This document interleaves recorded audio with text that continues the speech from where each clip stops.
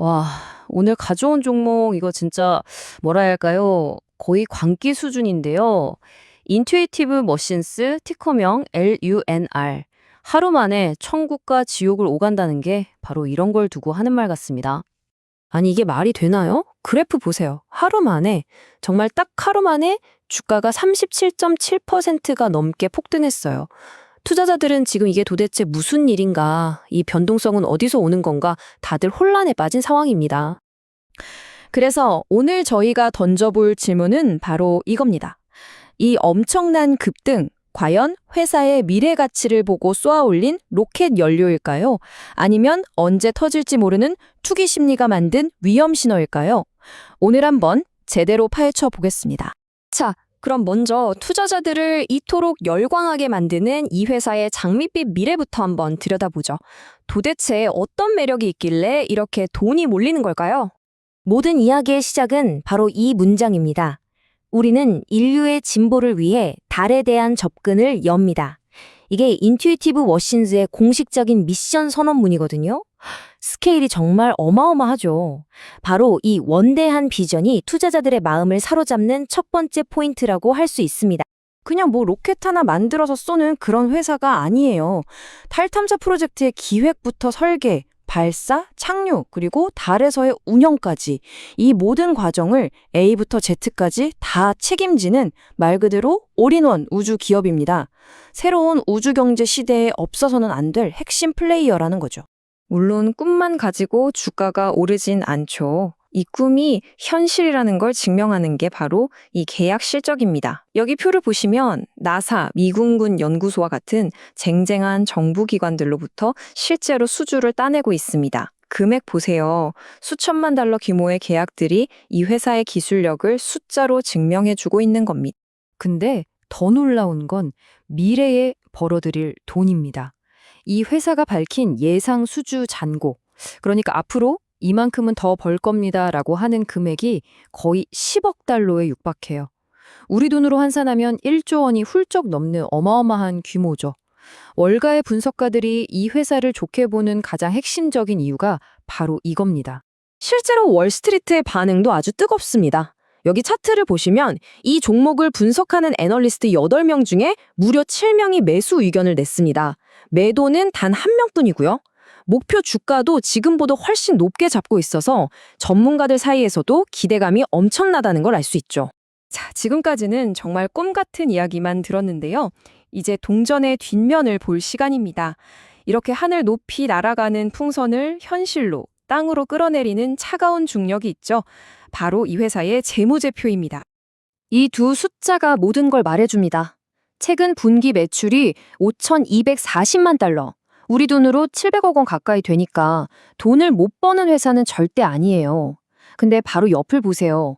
순이익이 아니라 순손실, 즉 적자가 1,000만 달러입니다. 번 돈보다 쓴 돈이 훨씬 많다는 거죠. 비관론자들이 이 주식을 공격하는 포인트가 바로 이런 숫자들입니다.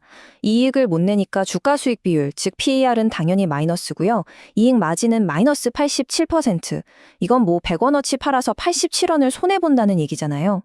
심지어 작년 같은 기간보다 매출도 10% 넘게 줄었습니다. 수익성이라는 단어와는 아예 거리가 먼 상황인 거죠. 그리고 이 숫자는 정말 주의 깊게 봐야 합니다. 23.81%. 이게 뭐냐면 공매도 비율이에요. 쉽게 말해 시장 투자자 4명 중 1명은 이 회사 주가가 떨어진다에 돈을 걸었다는 뜻입니다. 이건 주가 하락에 대한 강력한 신호이기도 하지만 반대로 예상치 못한 호재가 터졌을 때 공매도 세력이 손실을 막기 위해 주식을 허겁지겁 다시 사들이는 숏 스퀴즈가 발생할 수도 있다는 뜻이기도 합니다. 최근의 주가 폭등도 이런 배경과 무관하지 않죠. 그럼 이 회사는 이 거대한 적자라는 현실과 탈팜사라는 꿈 사이의 간극을 어떻게 메우려고 할까요? 그들이 꺼내든 카드가 바로 인수합병이라는 아주 위험한 도박입니다. 전략은 아주 명확해요. 우리한테 없는 기술, 예를 들면 인공위성을 직접 만드는 기술이나 아주 먼 우주까지 길을 찾는 항법 기술 같은 것들을 가진 회사를 그냥 통째로 사버리는 겁니다. 그렇게 해서 나사에 더 크고 더 비싼 프로젝트를 따낼 수 있는 주 계약업체로 몸집을 키우겠다는 거죠. 문제는 돈이죠. 렌테리스라는 회사 하나를 인수하는 데 드는 비용이 무려 8억 달러, 우리 돈으로 1조 원이 넘습니다. 지금도 매 분기마다 엄청난 적자를 내고 있는 회사가 감당하기에는 정말 상상하기 힘든 어마어마한 리스크를 지는 겁니다. 그래서 시장의 질문은 딱 하나로 모아집니다. 과연 이 조 단위의 인수합병이 회사의 성장에 날개를 달아줄 로켓 연료가 될 것인가? 아니면 얼마 남지도 않은 현금을 더 빨리 태워 없애는 짐덩어리가 될 것인가? 정말 외줄타기 같은 상황인 거죠.